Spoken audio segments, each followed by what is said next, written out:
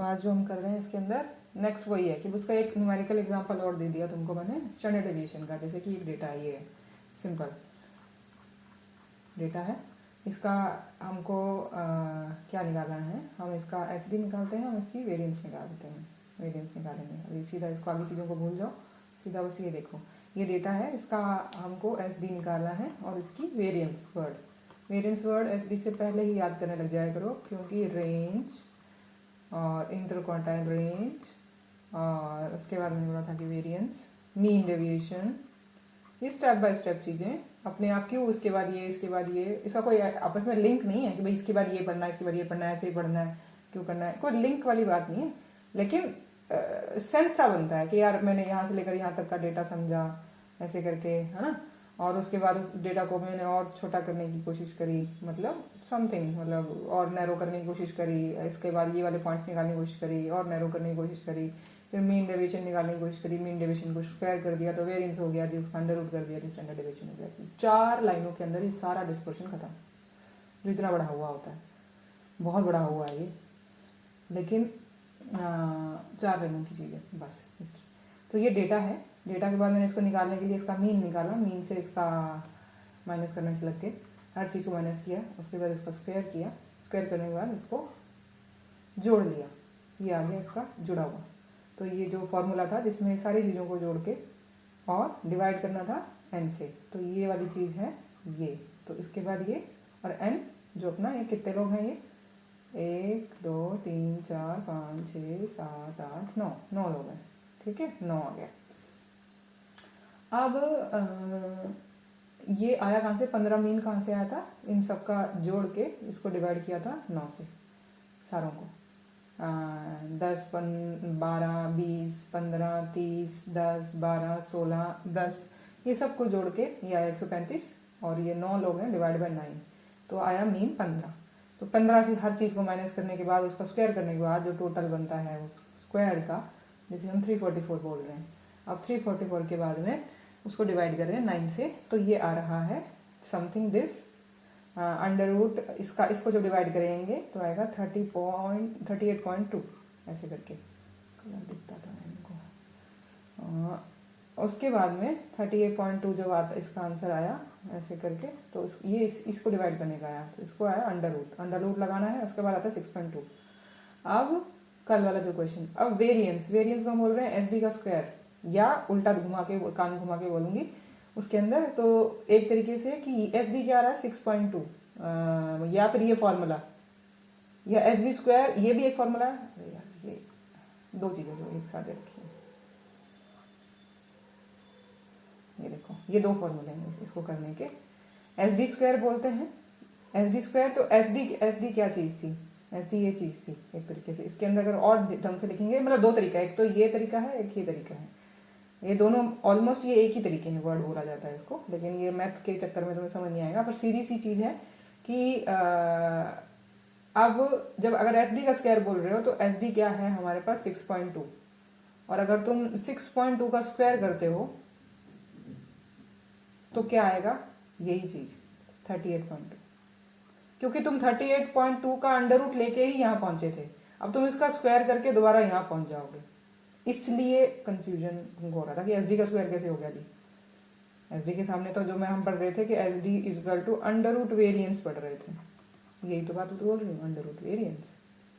और अगर तुम वेरिएंस निकालोगे तो ये अंडर रूट जब दूसरी साइड जाता है इज इक्वल टू के, तो उसे बोलते हैं variance is equal to SD का स्क्वायर, ऐसे करके इसके अंदर, ठीक है। यहाँ तक तो हम पहुंच ही गए थे। वेरिएंस क्या चीज थी जो निकाले थे, इसका और ये आया कहाँ से, यहाँ इसको करने के बाद टोटल जो निकाला डिस्टेंस 344/9, ये यहाँ तक ये पहुंचा था। ये कैसे निकाला था कि भाई मीन निकाला था, मीन से सारी चीज़ों का डेविएशन निकाल लिया, ये है ना, सारी चीज़ों का डेविएशन निकाल लिया, एक एक चीज़ का उसका स्क्वायर कर दिया था। ये जो ये निकला 1 निकला है, इसका 1 का स्क्वायर कर दिया था ऐसे करके। तो ये सब चीज़ों का स्क्वायर करने के बाद क्या आया था 344। तो मैं कही थी कि भाई अगर ये सब चीज़ों का जो हम स्क्वायर कर देते हैं और डिवाइड बाय जो हम n कर रहे हैं, इसे कहते हैं वेरिएंस। तो ये था 344 divide by n this is variance. अब आया जो कल कंफ्यूजन हो रहा था, उस्मा समझ आया? दोबारा बताओ। इतनी सी बात समझनी है बस कि ये इसकी मैथ्स में इसके फॉर्मूले में गड़बड़, मतलब ये समझो ना कि भाई मैं क्या क्या बोल रही हूँ। बात वही है जो मैंने कल भी बोली थी, सेम ही चीज़ है, लेकिन मैथ के अंदर ये जब तक तुम हाथ से नहीं लिखोगे और उसके न्यूमेरिकल्स हाथ में करके नहीं देखोगे ना, तुम्हारे दिमाग में वो चीज़ बैठती नहीं। बस है सिंपल, वो भी बात को मैं 4 बार घुमा के बोल रही हूँ कि भाई ये पहले आता है स्क्वायर में और ये आता है उसके अंडर रूट में, और कुछ नहीं, तो मीन डेविएशन होता है उसका डिस्टेंस जोड़ना, समेशन, बस ये चीज़ होती है। ठीक है, इसको अब हाथ से अटेम्प्ट करना, फिर आएगा। नहीं तो कल भी इसको ये कंफ्यूजन हो रहा था। मे भी मैंने कुछ गलत उस टाइम जो बोला होगा, लाइन कोई गलत उधर उधर होगी, मतलब मीन से ही है उसका। ठीक है, वर्ड चॉइस गलत हो जाता है, कई बार फ्लो में मतलब ये होता है और रीजन कुछ और निकल आता है उसका। तो this is the simplest thing ungroup data का। ठीक है,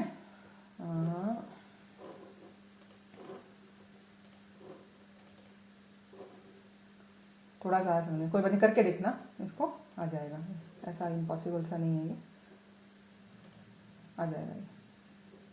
अरे यार, ठीक है, तो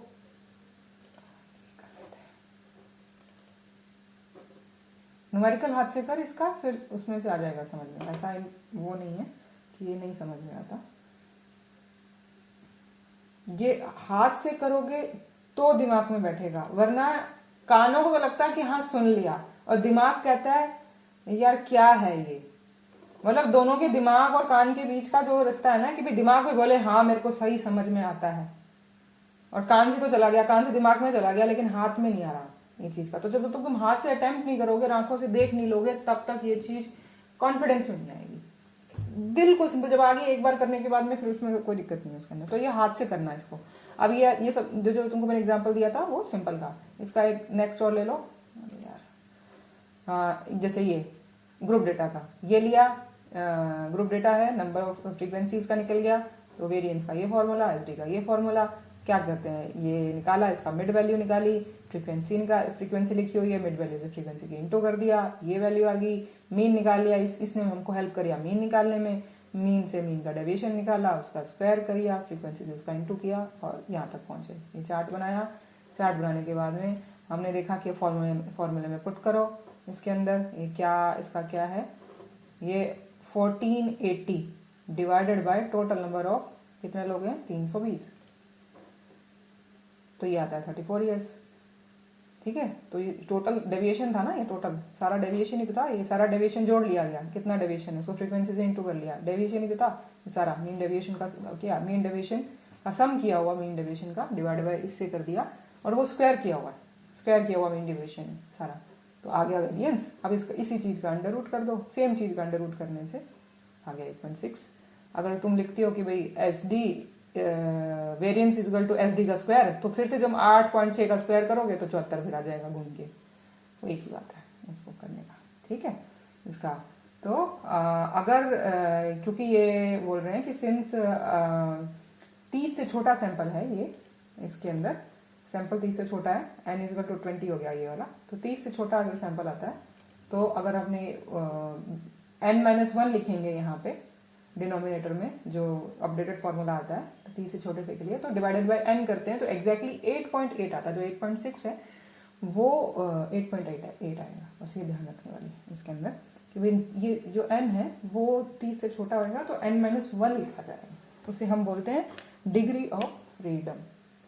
वर्ड नामकरण कर दिया गया, उसका क्या मतलब है पता नहीं, मुझे भी नहीं पता। बहुत जगह एक्सप्लेनेशन देखी, बड़ी सीनियर से भी पूछा, कहते भाई इसको इतना याद रख लो, क्या मतलब है ये, कोई सुपर स्पेसिफिकेशन बता दे तो बता दे। अभी तक तो मुझे भी नहीं आता ये वाला, इतना पता है कि 30 से छोटा है तो यहाँ n-1 लिखना है, अगर 30 से बड़ा है तो इसको n लिखना है, बस कैलकुलेशन में। और फर्क इतना ही आता है 8.6 और 8.8 का, लेकिन सही आंसर ये माना जाता है। अभी तक मैं बताऊँ, ये ठीक है, तो मैं आगे चलूँ। हाथ खड़ा कर लो अगर समझ आ गया।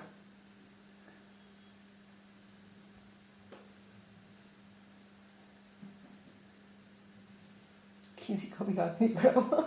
अरे बाबा रे, क्या नहीं आया, चलो कोई बात नहीं, नहीं आया तो खुद करोगे समझ आएगा, ऐसा लगता है कि खुद करने से शायद समझ आ जाए। स्टेप्स तो कुछ नया नहीं है, सेम ही चीज जो कल बोली सेम डिट्टो रिपीट करिए, एक वर्ड नया नहीं डाला इसमें।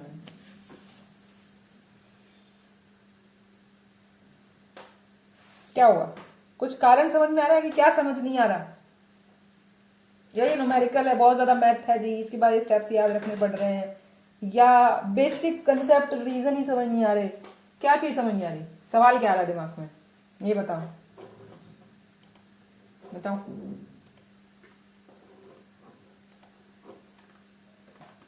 बोलो बोलो बोलो, 5,07,000 लोग ही हैं। माइक ऑन करो और बोलो, सवाल पूछोगे जवाब मिल जाएंगे, क्लियरिटी हो जाएगी तुमको।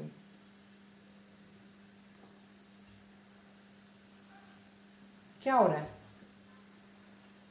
डिफिकल्ट लग रहा है या ब्लर लग रहा है? यार समझ सा नहीं आता, नहीं समझ ही नहीं आता जितनी मर्जी कोशिश कर लूं। क्या लगता है? यार लगता है यार मैंने अभी शायद न्यूमेरिकल देख लूं तो बन जाएगा कुछ भी, मतलब ये तो मैं ऑप्शन दे रही हूँ, मैं भी तुम्हारा आंसर ही कुछ और हो।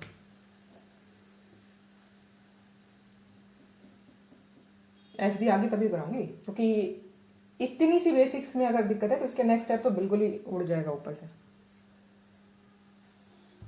बताओ बताओ।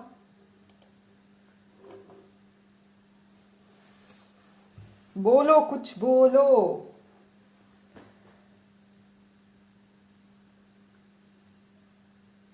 इतना सन्नाटा,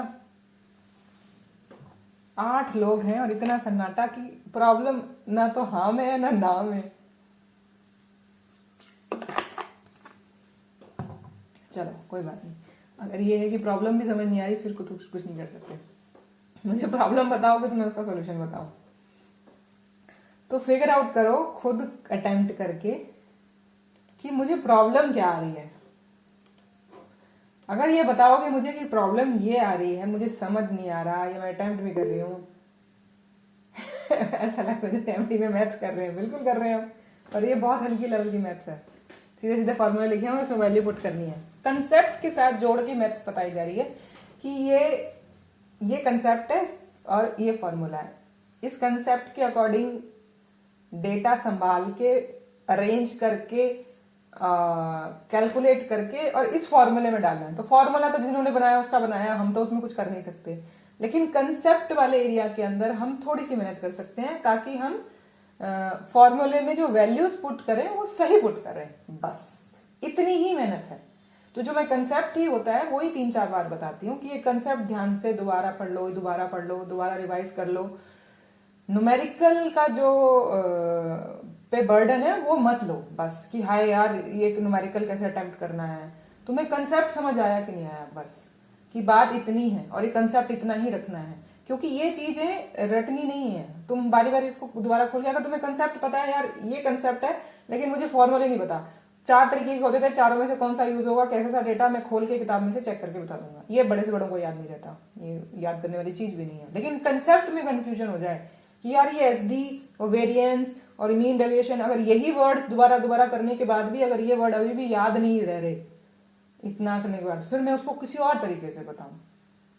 ये वर्ड्स का मुझे कंसेप्ट पहले बताओ कि भाई mean deviation word, variance word जो सीधी सी बात बोली कि उसको स्क्वायर करते हैं, उसका अंडर रूट लेते हैं, स्टैंडर्ड डेविएशन वर्ड, ये विजुअली जो मैंने ये ग्राफ दिखाया उससे समझ आया, ये आया, ताकि तुम न्यूमेरिकल करो तो तुम गलत ना करो। जैसे ये बेसिक्स, सब बेसिक, ये सबसे बेसिक चीज है, ये उस चीज को बोलना। यहां ये आता है कि नहीं आता समझ?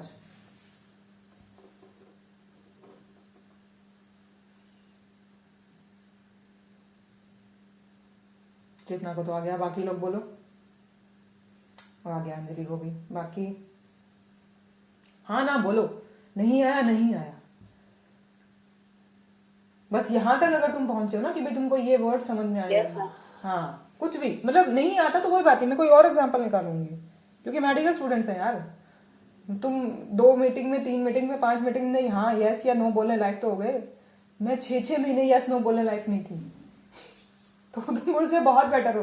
अगर हो रहे हो तभी मैं आगे नहीं जा रही, क्योंकि मैं यहाँ पे बहुत लंबे टाइम तक अटकी रही थी, तो मैं तुमको आगे ले जाऊंगी। हाँ बताओ, नहीं आ रहा तो किसी और तरीके से ले जाओ ये वाला, क्योंकि मुझे सबसे इजी मेथड ये लगता है। अगर नहीं आता तो फिर कोई बात नहीं, मेथड भी चेंज कर सकते हैं, किसी और चीज से सीखते हैं।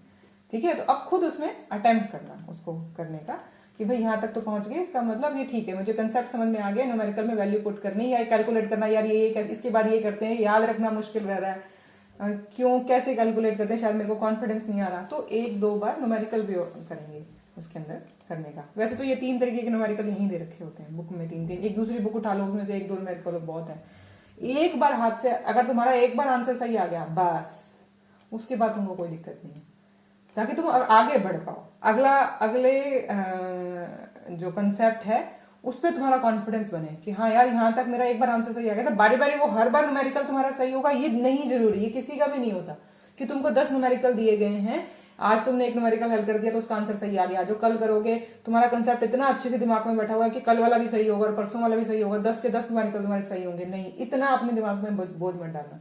तुमको ये करना कि भाई मुझे कंसेप्ट समझ में आ गया, कंसेप्ट के बाद में मैंने 2-3 न्यूमेरिकल बुक से पढ़े और उनके एक एक स्टेप को समझने की कोशिश करी, तो मुझे एक एक स्टेप मुझे समझ में आता था, अच्छा इसके बाद ये करते थे, इसके बाद ये करते हैं, इसके बाद ये करते हैं, कैसे करते हैं और क्यों करते हैं भाई ऐसे करके, ये मुझे समझ में आ रहा है। इसकी सीधी सीधी मैथ्स है, सिंपल मैथ्स है, वो भी मुझे समझ में आने लग गई है। एक के बाद दूसरे में तीसरे में आएगी। 4 तरीके के अलग अलग न्यूमेरिकल हैं, चारों के जो फॉर्मूले हैं उन फॉर्मूलों के अंदर जो वैल्यूज चाहिए वो कहाँ से बनती है, ऐसे करके यही दिमाग में रखना होता है कि कहाँ से बनी यार, इस स्टेप से बनी।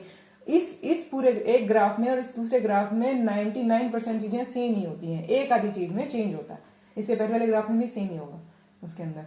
ठीक है, तो एक न्यूमेरिकल और दूसरे न्यूमेरिकल के ये जो फॉर्मूले अलग दिखते हैं, जब तुमने बहुत सारे फॉर्मूले कर लिए, बहुत सारे मतलब क्वेश्चंस कर लिए, तो तुम्हें पता चलेगा इसमें और इसमें सच में कोई फर्क नहीं है, उस चीज को थोड़ा सा घुमा के लिख दिया गया है। वहां तक लेवल नहीं आएगा, लेकिन ये समझ में जरूर आएगा कि इसमें से सारा एक चीज तो मुझे आती है, एक इन सब 5 तरह के फॉर्मूला में से एक फॉर्मूला तो मुझे समझ में आ गया, ऐसे वाला। इतना ही फर्स्ट टाइम के लिए अटेम्प्ट करो, ठीक है। उसके बाद में कि इतना टेंशन मत लो कि फॉर्मूला नहीं आते, कोई बात नहीं, कोई जरूरत नहीं।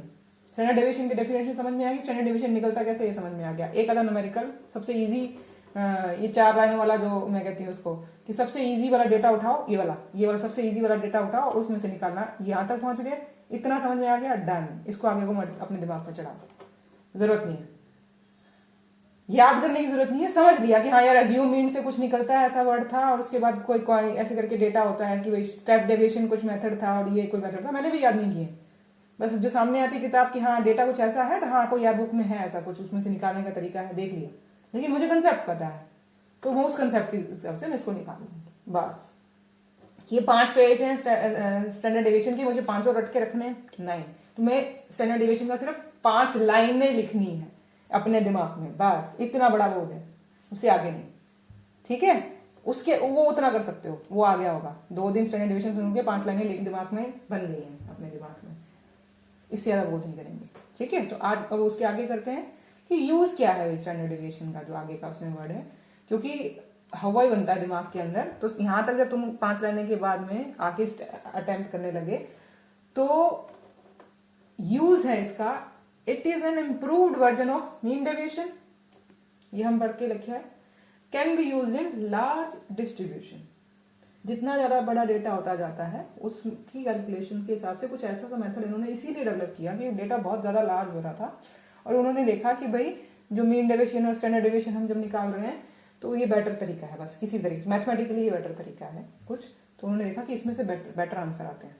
It helps in finding a difference between means of 2 similar samples either by chance और रियल। आइदर बाय चांस और रियल मतलब जैसे कल एक्सेल फाइल दिखाती हूँ, ये आएगा समझ में एक बार, ये 3-4 लाइनें पढ़ देती हूँ, उसके बाद सारा क्वेश्चन आती है। It helps in understanding the variation of difference of a individual from the mean is natural और due to some significant reason. मतलब जो इसके अंदर मीन से एक चीज, एक इंडिविजुअल कोई वैल्यू है वो इससे दूर थी ना, जो हमने निकाला था कि भाई ये डिस्टेंस निकाला था और डिस्टेंस का हमने स्क्वायर किया था, जो डिस्टेंस निकाला इसका स्क्वायर और इसका अंडर रूट, तो इससे क्या पता चलता है, it helps in understanding the variation of difference of a individual from the mean, कि भाई ये जो है ना ये इतना दूर है, इसके बारे में थोड़ी सी समझ मिलती है कि भाई ये कितना का दूर है, ऐसे करके टोटलिंग में आता है, तो इसके बारे में सबसे ज्यादा समझ इसी से मिलती है, इस डिस्टेंस के बारे में। जैसे कहोगे मीन डेविएशन से भी मिलती है जी, फिर वेरिएंस से भी मिलती है जी, इससे भी मिलती है बिल्कुल, लेकिन उन तीनों का कंपेयर करोगे तो सबसे बेस्ट मेजर इसको बोलते हैं स्टैंडर्ड डेविएशन। मैथमेटिकली रीजंस है, कंसेप्ट वाइज तो पता भी नहीं, मुझे भी नहीं पता। So it can be use to analyze in drug proving to differentiate abnormalities. अच्छा ये बताती हूँ एक बार, चलो वही दिखाती हूँ, रहेगा समझ में। ये उस दिन भी मैंने तुमको फाइल दिखाई थी, दोबारा दिखाती हूँ। इसमें ये देखो, ये डेटा है 130 नहीं सॉरी, टोटल 30 ही पेशेंट है शायद, 60 पेशेंट्स है, 60 पेशेंट्स का डेटा है ये सीधा, उसके बीपी नोट किया हुआ है यहाँ से लेकर यहाँ तक, ये 60 पेशेंट्स लिखे हुए हैं यहाँ तक, टोटल 60 पेशेंट्स का बीपी नोट किया हुआ है। और 60 पेशेंट्स का जो बीपी था, अब मैंने उसका क्या करना है, उसको ढंग से वो लगाना पड़ेगा, उसमें से निकालना पड़ेगा ना कि भाई किसकी फ्रीक्वेंसी बनानी है। अब 130 कितनी बार है, तो इसमें से सारा 130 करते करते करते मैंने इसका सारी यूनिक वैल्यूज निकाल ली, उसके आगे उसकी फ्रीक्वेंसी लिख दी। फ्रीक्वेंसी के बाद सेम ही चीज़ इंटू कर दिया, उसका मीन डेविएशन निकाला, मीन डेविएशन का एब्सोल्यूट कर दिया, फ्रीक्वेंसी से इंटू करना था, मतलब सेम वही स्टेप्स हैं, बस उसके कई स्टेप्स डबल कर रखे मैंने ये वाला, जैसे समझने के लिए तुम देखोगे तो सेम ही चीज़ है लगभग। ये देखो ये वाली चीज़ 27 और ये 27 सेम ही चीज़ है। इसको मैंने क्या है, इसमें एब्सोल्यूट लगा दिया साइन कि बाई प्लस माइनस वाला गायब कर दिया, और ये भी चीज़ और ये भी चीज़ भी सेम ही है, उसके अंदर आराम से देखो वर्ड सेम है, बस इसमें माइनस प्लस उसके गायब है, बस इसमें से इतना ही फर्क था। तो इसको अगर तुम हटा भी दो यहाँ पे तो इसमें कुछ खास फर्क नहीं है। एब्सोल्यूट वैल्यू दिस इज, ये इसको गायब कर दो इस सेक्शन को, और ये उसमें से एक चीज़ गायब कर दो ऐसे करके, तो ये भी चल जाएगा। ऐसे करके ये 4 स्टेप्स बनेंगे कि भाई मीन डेविएशन दिया, उसको उससे इंटू करना था, माइनस प्लस को गायब कर दिया था, और उसके बाद में इसका स्क्वायर कर दिया था, स्क्वायर को फ्रीक्वेंसी से इंटू कर दिया था, बस उसके अंदर। ठीक है, तो ये 4 स्टेप्स हैं जो बुक में दे रखे हैं, वही वाली सेम चीज़ है। अब इसमें क्या हुआ कि भाई इसका टोटल कर दिया, जो ये वो आ रहा था, डिस्टेंस आ रहा था, उसका टोटल कर दिया। ये टोटल क्या है, ये टोटल है मीन डेविएशन निकालने वाला, कि भी जो उसका स्क्वायर नहीं किया गया। यहाँ पे ये जो वर्ड है x माइनस एम और ये जो साइन बना हुआ है, इसको एक्सेल की लैंग्वेज में स्क्वायर करना बोलते हैं, स्क्वायर किया हुआ है। स्क्वायर के बाद में ये जो स्टार बना हुआ है, स्टार को इंटू बोलते हैं, मतलब तरीके से इंटू किया गया फ्रीक्वेंसी से।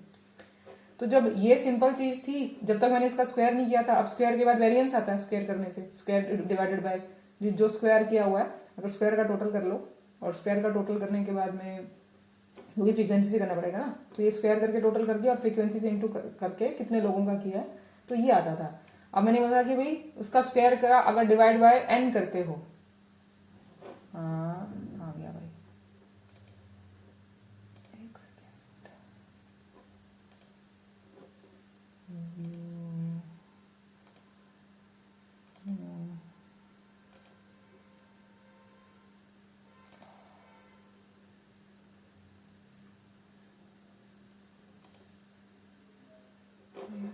ड्रॉ करना, ठीक है ड्रॉ नहीं होगा, तो मतलब इसको यहाँ कुछ ड्रॉ करने में आएगा, टाइप ही करना पड़ेगा। जैसे इसको, ये जो वैल्यू आई है, अगर इसको डिवाइड करते हो किससे, 60 नंबर से, टोटल n से डिवाइड करते हैं तो ये आता है। ये फॉर्मूला जो है, इसमें 2 चीज़ें यूज हो रही हैं, ये वाला सेक्शन यूज हो रहा है और ये वाला सेक्शन यूज हो रहा है। तो इसमें क्या किया जा रहा है, हम इसका डिवाइडेड बाय n कर रहे हैं तो वेरिएंस आ रहा है, ये है वेरिएंस। और जब हम इस वेरिएंस का क्या करते हैं, अंडर रूट करते हैं, तो ये आता है ये। लेकिन अगर इसका सीधा फॉर्मूले से लगाओगे तो मैंने क्या किया, ये किया, अंडर रूट निकाल दिया, स्क्वायर रूट लिखा हुआ है, ये सेक्शन यूज हुआ है। तो ये चीज़ का स्टैंडर्ड डिवीजन निकालने के लिए इसको मैंने स्क्वायर रूट कर दिया, बस।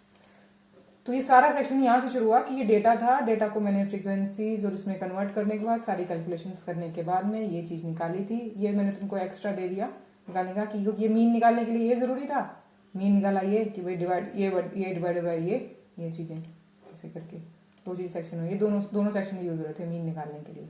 इसके बाद डिवाइडेड बाय ये, ठीक है, तो ये n होगी, ये उसको m बोल दिया गया।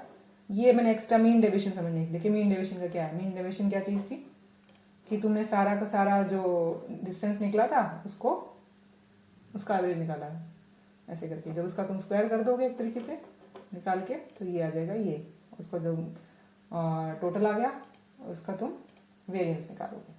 वेरिएंस का अंडर रूट निकालने से स्टैंडर्ड डेविएशन आ जाएगा। तो this is the very simple same ही चीज, बस थोड़ा सा इसको ग्राफिकल वे में बता दिया। अब इससे फायदा क्या हुआ, तुमको मैंने बताया था कि हमारा मीन है। मीन मतलब हमारा, जैसे कोई भी समझ लो लाइन करके मैंने लाइन लगाई और उसका सेंटर जो हम निकाल रहे हैं वो कोई मीन है उसका। यार इसमें ना पेन नहीं चलता, एक सेकंड को।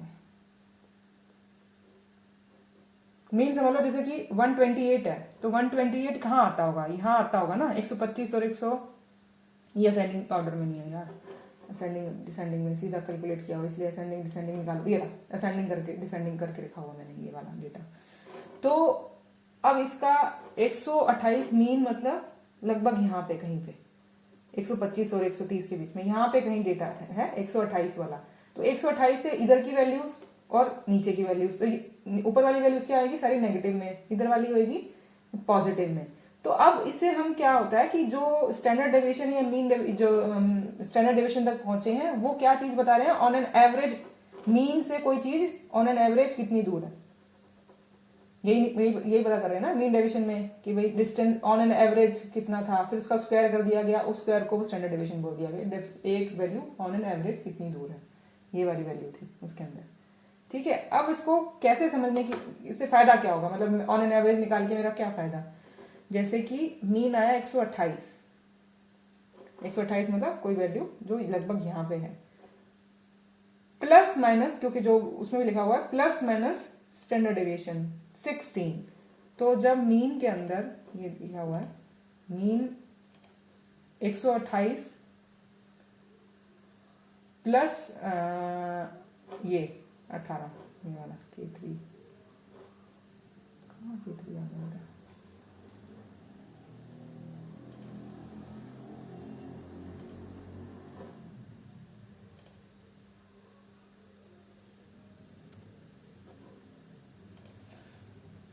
100 और माइनस करते हैं इसमें से 128 में से तो आता है 115।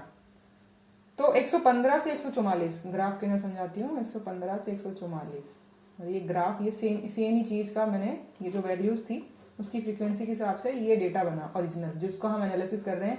इसका जो मीन निकाल रहे हैं 128 इसका लगभग यहाँ पे कहीं आता होगा 110 और ये 30 लगभग 28 लगभग यहाँ पे आता है। तो अब मैं क्या कह रही हूँ कि तुम इसके अंदर स्टैंडर्ड डेविएशन को जोड़ो, मीन के आसपास ऑन एवरेज डिफरेंस निकाल रही हूँ जिसको मैं बोल रही हूँ 115 से लेकर 145-41 मीन डेविएशन की स्टैंडर्ड डेविएशन ने मुझे ये रेंज दे दी। इसे बोलते हैं स्टैंडर्ड डेविएशन ने तुम्हें एक range they the, this is the range, ये वाली, ठीक है, रेंज दे दी है। इस रेंज से फायदा क्या होगा, इस रेंज से पता चलता है कि लगभग जो हमारा डेटा है वो उसी रेंज के अंदर एक स्टैंडर्ड डेविएशन के अंदर लगभग है। इसका क्या इंटरप्रिटेशन है ओवर द टाइम और समझ में आएगा। बस ये है स्टैंडर्ड डेविएशन निकालने का। मैं उस मीन के आसपास वाला थोड़ा सा एरिया पता कर रही हूँ इस स्टैंडर्ड डेविएशन से। अब क्या होगा कि भाई इससे फायदा क्या है, एक चीज तो ये पता चलती है कि मीन के अंदर अगर मैं स्टैंडर्ड डेविएशन जोड़ती हूँ तो एक रेंज नाम की चीज मुझे कुछ मिलती है। उसका क्या मतलब निकलता है वो हम देखेंगे, लेकिन मीन में ये स्टैंडर्ड डेविएशन जोड़ा जाता है। जो बुक के अंदर भी तुम देखोगे तो आगे लिखा हुआ है जब स्टैंडर्ड डेविएशन, तो बीच में लिखा, लास्ट में जाके लिखा हुआ है standard deviation mean plus minus standard deviation something, ऐसे करके न्यूमेरिकल के एंड में भी तुम देखोगे, उससे हेल्प मिलती है उस चीज की। ठीक है, तो इसका मतलब कि स्टैंडर्ड डेविएशन एक रेंज निकालने में हेल्प कर रहा है। ये रेंज करेगी क्या, जब तुम देखोगे कि भाई तुमने एक डेटा का एनालिसिस किया, उसके बाद तुमने ये दूसरा डेटा है इसका एनालिसिस किया, तो उसकी एक नई रेंज निकल के आई।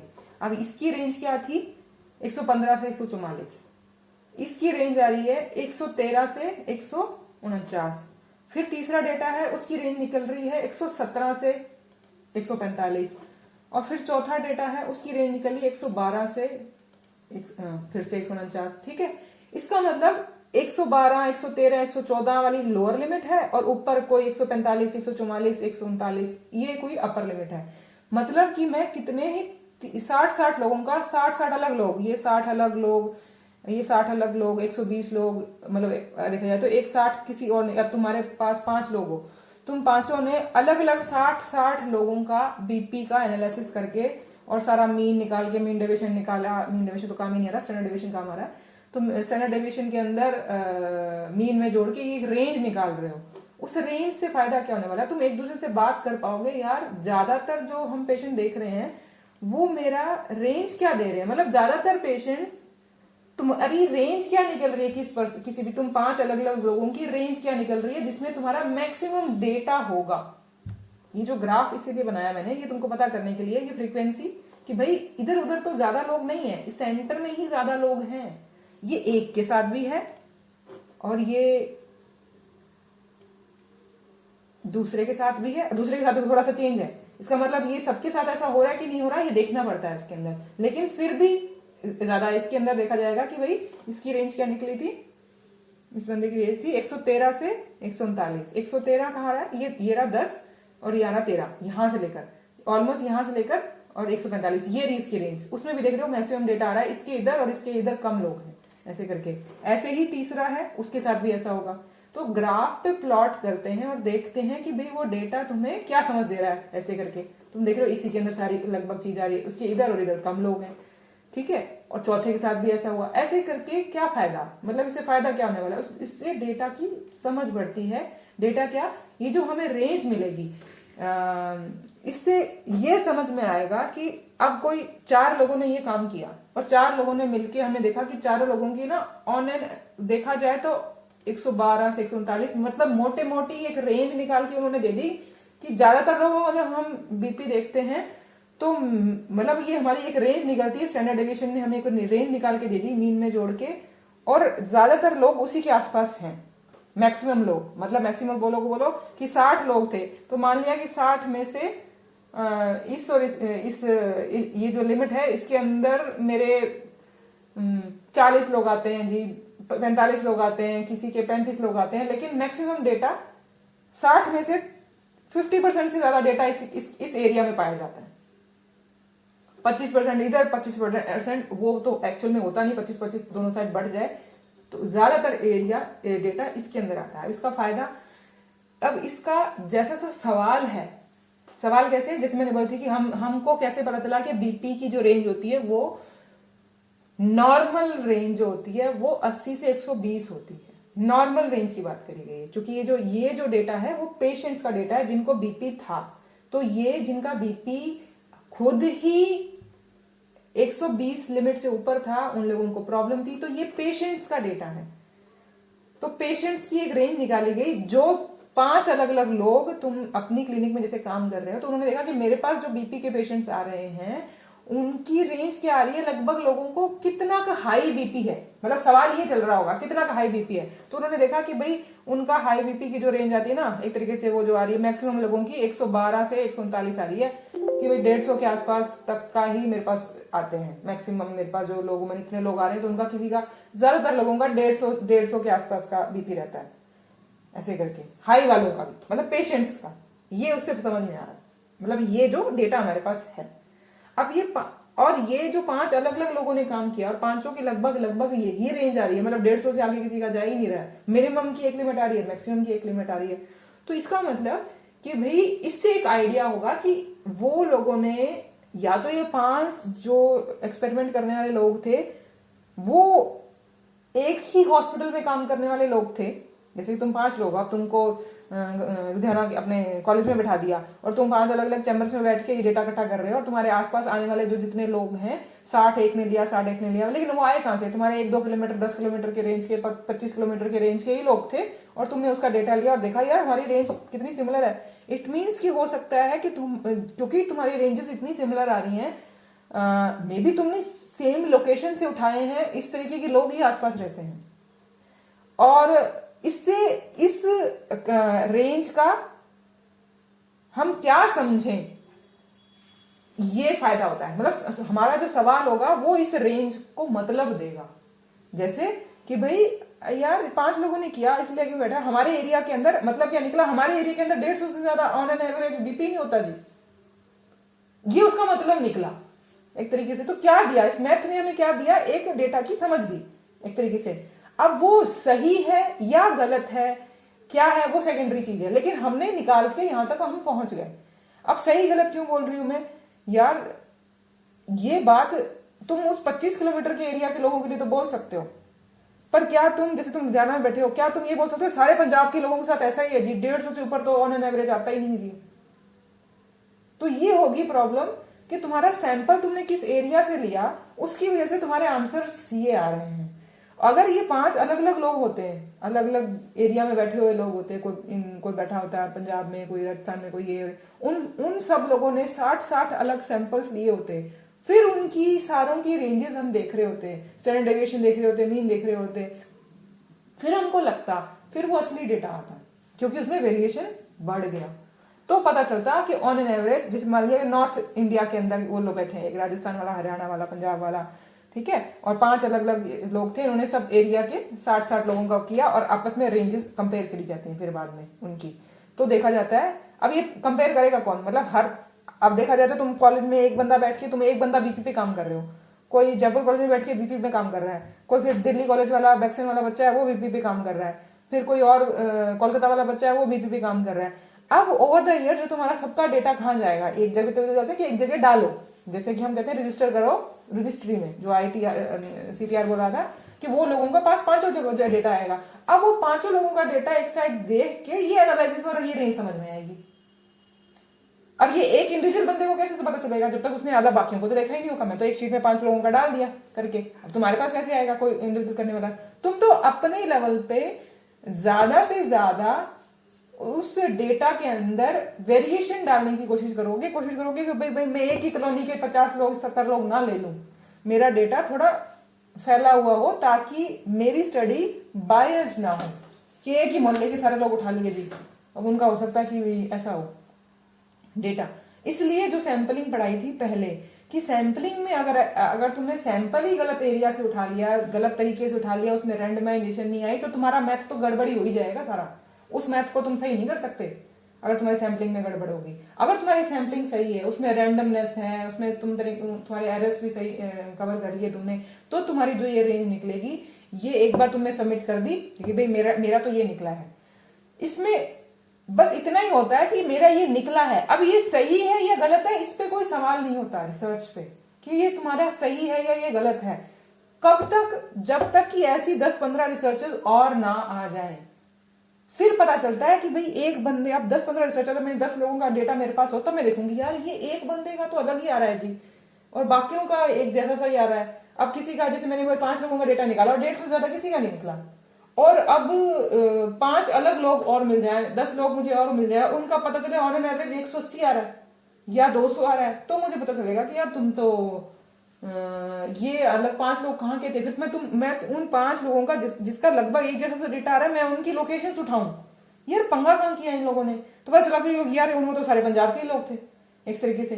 तो इस तरीके से जब सारा डेटा एक जगह से इकट्ठा होने लगेगा, फिर उन रिसर्चेस का कोई सेंस बनने लगेगा। लेकिन एक दूसरे से कंपेयर करने के लिए, एक डेटा को दूसरे से कंपेयर करने के लिए हम स्टैंडर्ड डेविएशन तक तो पहुंचे ना, हमने मीन और ये सारी मैथ्स तो सारी दुनिया सेम ही कर रही होगी, 5 लोगों ने मैथ तो सेम ही लगाई है, बस उसके अंदर का जो सैंपल कहां से गड़बड़ हुई कि जो लोगों ने ये डेटा यहां से अपना इंडिविजुअल पे किया होगा, तो सबने स्टेप्स तो सेम ही लगाए, स्टेप लगाने का टोटलिंग करी, टोटलिंग करने के बाद मीन डेविएशन, स्टैंडर्ड डेविएशन, तो स्टैंडर्ड डेविएशन ने क्या किया, हमें रेंज निकालने में हेल्प करी, इस रेंज ने हमें एक दूसरे के डेटा को कंपेयर करने में हेल्प किया, और इसके आगे के जो स्टेप्स आएंगे वो करने में हेल्प किया, जो इसके आगे के काम करेंगे वो करेंगे। तो ये उसमें लिखा था यूजेस ऑफ के अंदर कि भाई एक की सिंपल सी चीज की इंटरप्रिटेशन, डेटा को समझने में, इस लायक बनाने में कि वो कंपेयर करने लायक हो जाए 2 लोगों के बारे में और एक इंडिविजुअल के बारे में भी, कि भाई एक इंडिविजुअल जो यहाँ मैंने बोला कि भाई कितना दूर है। अब जैसे कि यहाँ 128 मेरा मीन निकल रहा है, स्टैंडर्ड डेविएशन मुझे रेंज दे रहा है 115 से लेकर 145, ये रेंज दे दी, ये रेंज आ गई हमारी, ये रेंज थी इसके अंदर मान लिया, ठीक है, ये रेंज थी यहां से लेकर यहां तक की। तो इसका मतलब कि भाई, इसका मतलब जिसका 115 से 145 के बीच का जो होगा, वो मुझे आइडिया देता है कि एक नए बंदे के बारे में अगर मुझे और पता चले, जैसे कि कोई मेरे से दूसरा पेशेंट पूछे, नया पेशेंट आ जाए जो इस स्टडी में नहीं है, उसी उसी एरिया के लोगों में मैंने स्टडी करी है, ये मेरे 60 लोग हैं, 60 लोगों पे स्टडी हुई है, उसका डेटा है। अब मेरा 61 वाला पेशेंट, 62 वाला पेशेंट, 63 पेशेंट, मतलब कोई और पेशेंट दूसरे मोहल्ले का मुझसे पूछे डॉक्टर साहब मेरा बीपी आया, ये ठीक है जी? तो मैं उसका इन्फ्रेंस निकाल रही हूँ, अच्छा तेरा कितना है? वो कह रहा है जी डॉक्टर साहब मेरा तो 160, ऐसे करके तुम उसका निकाल रहे हो तुम करके। यार 160 ज्यादातर लोगों का इतना आता नहीं है, तेरा ही इतना है उसके अंदर। तो हम उससे सेंस निकालते हैं, बाद में उसका इन्फ्रेंस निकालते हैं, कहते हैं कि भाई डेटा हमें और समझ देता है कि इसके आगे और क्या यूज करेंगे हम इसका, ऐसे करके। तो वो उसके बाद की बात है, ताकि इंडिविजुअल एक जो पॉइंट है, एक इंडिविजुअल इंफॉर्मेशन है, वो हमें ऑल ओवर की इंफॉर्मेशन से ज्यादा समझने में हेल्प करती है कि इस इंडिविजुअल के बारे में मैं क्या समझूं, कि भाई ये रेंज में है नहीं है, ये मेरी रिसर्च के अकॉर्डिंग ये है, ऐसे करके। और बहुत सारे लोगों ने जब निकाला, 5-10 लोगों ने निकाल लिया और डेटा इकट्ठा हो गया, पता चला ये तो रेंज सबके साथ ही ऐसा हो रहा है, तब इस रेंज को हम बोलने लगते हैं यूनिवर्सल रेंज। भले वो यूनिवर्सल उस एरिया की रेंज, उस एक जैसे कि यूनिवर्सल रेंज नाम की कोई चीज नहीं होती, मतलब मोटे तौर पे समझने के लिए कि ज्यादातर रिसर्चेस में ये पाया गया है कि बीपी, जिनका हाई बीपी रह रहा है और नॉर्थ इंडिया के रहने वाले लोग हैं, उनका हाई बीपी, ज्यादातर जो लोग होम्योपैथी प्लस दवाई लेने आ रहे हैं, उनकी ऑलमोस्ट हाई बीपी होने की रेंज 115 से 145 है। इस तरीके से उसका बाद में सेंस बनेगा उसके अंदर। तो ओवर द टाइम, तो अब हम क्या, हमको कैसे पता चलेगा कि हमने तो आज निकाल के, हम तो एक इंडिविजुअल है, ये रिसर्च नंबर 1 है, हम तो एक करने वाले हैं, हमारा जो ये निकला है हम उसके बारे में क्या समझें? आज हम उसके बारे में कुछ नहीं समझ सकते। ओवर द ईयर्स, 5 साल 10 साल, तभी तो कहते हैं कि भाई बाकी डेटा सर्च करो, तुम जैसी स्टडीज किसी और ने करी है, उसकी वैल्यू क्या है स्टैंडर्ड डेविएशन की, उसकी मीन की वैल्यू क्या है, उसकी अरेंज कैसा निकला है, ये समझो। तो अपना जब तुम कर लोगे तो तुम देखोगे यार उसका क्या निकला और मेरा क्या निकला, इसलिए लिटरेचर सर्च किया जाता है। ठीक है, इसलिए ये एक बेसिक्स तैयार किया गया कि भाई यहां तक पहुंच जाएं तो हम एक दूसरे की भाषा समझ पाए, एक दूसरे का डेटा को समझ पाएंगे।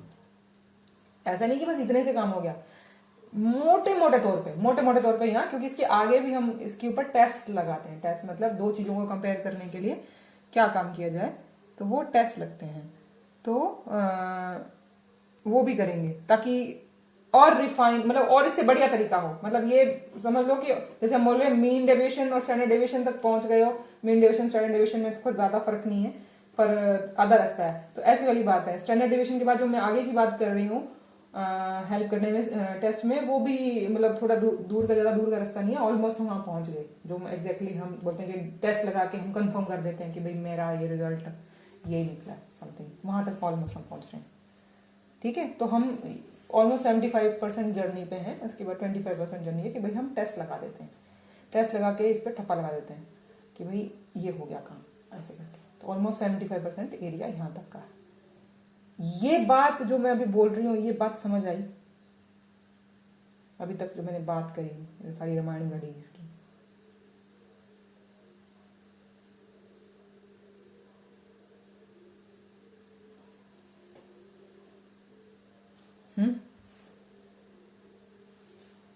या ऊपर से गया, ग्राफ तक पहुंचे कि भाई उसका मतलब उसको ग्राफ पे कहीं पुट करना है और उसकी कोई वैल्यू उसको समझने की कोशिश कर रही है। ऐसे तो मैं ग्राफ में डालूं और ग्राफ को देख के ही समझ लूं, यार ये तो ग्राफ ऐसा बन रहा है, इसका सारा डेटा इधर इस साइड भी नहीं, इस साइड भी नहीं, सेंटर में ही है, मैथ लगाने की जरूरत ही नहीं है, ग्राफ से देख के बताओ यार अंदाजे से यहीं पे तो है सारा डेटा, ग्राफ देख के ही बता दो। लेकिन पंगा ये है कि भाई हमेशा ग्राफ ऐसा नहीं आता, ऐसा भी आता है। ठीक है, ऐसा भी आता है, ऊपर नीचे के बथेरे बहुत रूप बदलेंगे, जब लोकेशंस बदली जाएंगी तो बहुत डेटा का रूप बदलता है उसके अंदर। अभी देखो कितना तरीके का डेटा आता है, तो ओरिजिनल डेटा ऐसा गड़बड़ होता रहता है, मतलब बहुत रूप बदलता है। इसलिए एग्जैक्ट रेंज कई लोगों की पता करके कि अच्छा यही आ रही है जी, इसी के अंदर आ रहा है लगभग डेटा, तो मेरे वाले के साथ जो हुआ है वो बाई चांस हो गया होगा, उसे बोलते हैं कि बाई चांस फर्क आ गया, या सच में ये रेंज सारी दुनिया के साथ है, ऐसे करके। तो 10 लोगों का अगर सेम आ रहा है तो 11वें लोग का अगर कोई रेंज में गड़बड़ होगी तो वो 11वें के लिए वाला होता है यार बाय चांस इसमें कुछ गड़बड़ आई है, ऐसा कुछ नहीं है, सच तो यही है जो 10 लोगों के साथ हुआ है, उसे कहते हैं बाय चांस डिफरेंस आ गया उसके अंदर। ठीक है, तो ये वर्ड्स उसमें बारी बारी यूज होते हैं, यूज केस में लिखा होगा। अब मैंने एक डेटा और किया कि भाई ये तो है, अगला इसका स्टेप समझने के लिए इसे इंट्रोड्यूस कर देती हूँ पॉइंट्स में कि 60 लोगों का डेटा ये, 60 लोगों का ये, और उन सबका और ये ग्राफ बनता है। अगर मैं इन सबका एक साथ बना दूं ना, ये कितने पेशेंट्स लिए मैंने, 300 पेशेंट्स, 300 पेशेंट का सेम ही प्रोसीजर किया सब एक साथ, ये रेंज आ गई 114 से 150 है वो, क्योंकि वो यही 60 जो पेशेंट पहले लिखे हुए थे 60 को इकट्ठे करके मैंने एक जगह डाल दिए, क्योंकि डेटा सेम ही है। तो उसका भले मैं उन सबका 5-10 लोग 60 लोग अलग अलग जगह कर रहे हैं, भले 300 का कोई बंदा वहां बैठ के 300 का सैंपल ले रहा है, तो वो 60 लोगों के लिए बात सही है, वो भी 300 के लिए भी तो वही सही निकल रही है कि भाई है तो 114 से 150 के बीच ही। तो सैंपल साइज बड़ा करने के बाद भी जब डाउट होने लगता है कि शायद 60 लोग, सैंपल साइज बहुत छोटा है इसलिए शायद सच नहीं पता चल रहा, तो उस एरिया में या उस तरीके की रिसर्च का सैंपल साइज बड़ा कर दिया जाता है कि यार 300 लोगों पे करके देखो, 3000 लोगों पे करके देखो, अगर फिर भी यही कहानी निकल रही है, यही स्टैंडर्ड डेविएशन निकल रहा है, यही मीन निकल रहा है, यही रेंज निकल रही है, तो बात तो यार सही है, ऐसे करके। ठीक है, तो इसलिए कहा जाता है कि सैंपल साइज बड़ा करने से अगर कोई एरर था तो उसकी भरपाई हो जाती है, वो पता चल जाता है कि भाई ये ठीक है। अब मैं इसका तुमको 300 लोगों का ग्राफ दिखाती हूँ, सेम ही चीज जो 60 अलग अलग करके 4 लोगों का 5 लोगों में डिवाइड किया, अब 60 लोगों का डेटा रेंज निकली 114 से लेकर 145। तो तुम ये देख रहे हो ग्राफ के अंदर सच में इसी एरिया के अंदर ज्यादा लोग हैं, यहाँ पे कम है, क्योंकि एक्चुअली ये सेम है। अगर मैं 60 नए लोग निकालूं उसके अंदर से, और मतलब जैसे कि 300 नए लोग निकालूं, कोई और किसी और लोकेशन के निकले, किसी और मुझे रिसर्च में मिल जाए 300 लोगों का, तो पता चलेगा कि भाई क्या उसके साथ सच कंपेयर हो रहा है। तो इसलिए ये है कि भाई छोटे सैंपल्स में अगर एरर के चांसेस पता चलते हैं तो सैंपल साइज को हम बड़ा कर देते हैं और उसके एरर्स के चांसेस कम हो जाते हैं, और फिर उससे सामने सच आ जाता है।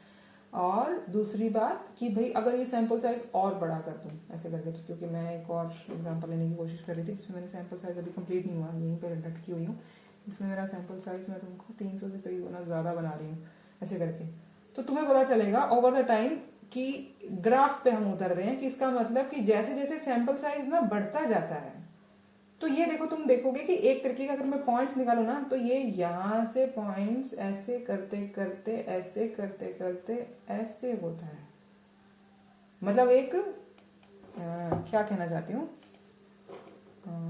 ये देखो जैसे जैसे मैं सैंपल साइज बड़ा करती जाती हूँ, मतलब नंबर ऑफ लोग ज्यादा हो जाते हैं, तो ये जो शेप है, सिर्फ शेप की बात कर रही हूँ, ये जो शेप है ये बनती है डेटा के अंदर, कि जिसमें सेंटर में कुछ ज्यादा मामला होता है और साइडों में कम होता है।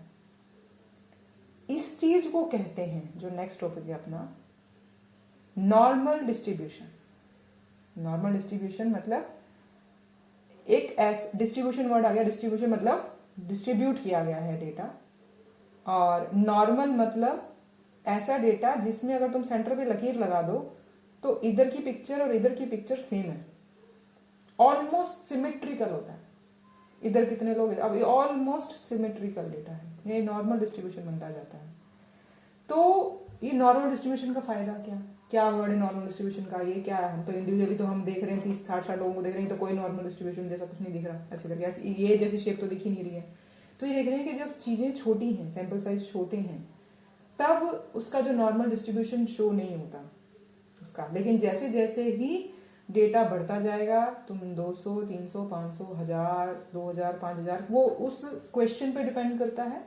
जैसे कि मैंने बोला बीपी चेक करना, तो मैं 500 लोगों का बीपी चेक करके अपने एरिया के अंदर अगर मेरा कर्व नॉर्मल बनता है, तो ये मुझे हेल्प करता है कि मेरा डेटा सही है। सही मतलब जिसमें बोल रही हूँ, वो रेंज हमें सही गलत के बारे में बताती है क्या, वो रेंज हमें सही गलत के बारे में एक दूसरे एंगल से हम उसको देखेंगे, वो तो किस एंगल से बताएगी वो आगे टेस्ट करके देखेंगे। लेकिन अगर मेरा डेटा ऐसे फॉर्म में उस पर प्लॉट हो जाए ग्राफ पे और नॉर्मल डिस्ट्रीब्यूशन दिखने लग जाए, तो इसको माना जाता है कि तुम्हारा डेटा सही है। सही मतलब कुदरत में जो भी बीमारी हो, भले सिकनेस है, भले कोई हेल्थ की पॉइंट्स है, मतलब नॉर्मल रेंज की बात हो, डिस्टर्ब की बात हो, या किसी भी तरीके का कोई भी डेटा है, जैसे सिंपल ये बोला जाए हाइट का डेटा है ये एक्चुअली का। अगर मैंने 60 लोगों की हाइट नोट करी गई है, आई थिंक ये कितने लोगों की हाइट है इसके अंदर, ये है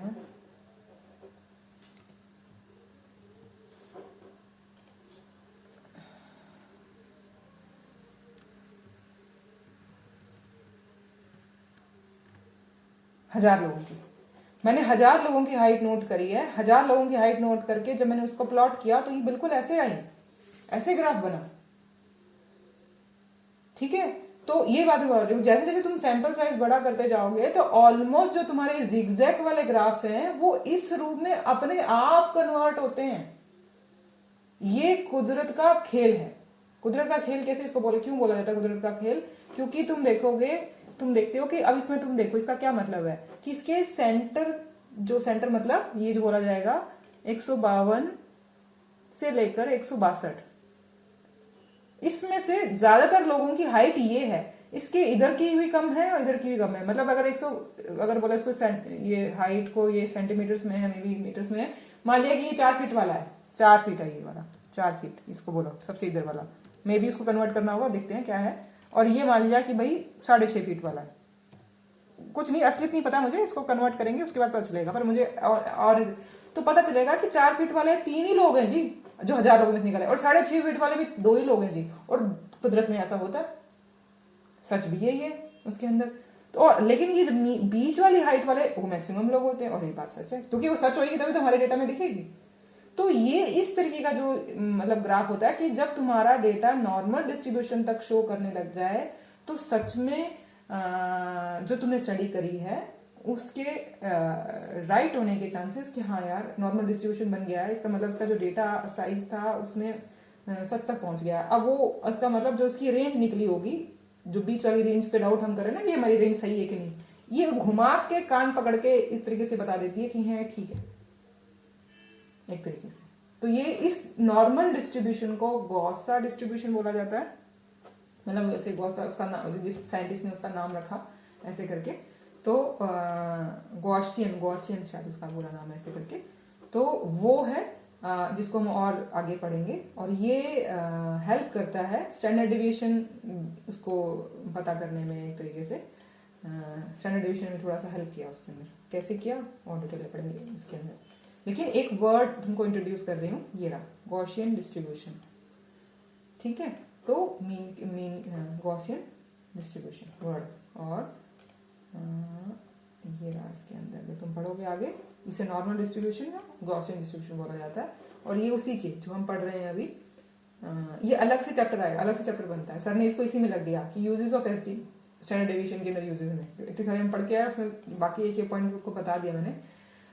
ड्रग जैसे कि 2 ड्रग्स को कंपेयर करने में 2 ड्रग के सिम्टम्स नोट कर लिए जी, तो एक ड्रग के सिम्टम्स मतलब इस ड्रग की वजह से प्रोड्यूस होते हैं, मानिए इससे 10 प्रूविंग के अंदर कि इससे 10 प्रोड्यूस हो रहे थे, दूसरे ने करके देखा उससे भी 10 प्रोड्यूस हो रहे थे, वो तीसरे ने करके देखा उससे भी 10 प्रोड्यूस हो, किसी के 12 प्रोड्यूस हो, किसी के 15 प्रोड्यूस हो, एक रेंज मिल रही है ना। तो एक सारा कैलकुलेशन करने की बस रेंज, जहां हमें रेंज की रिक्वायरमेंट है वो सब तो एसडी पूरा कर देता है हमारी।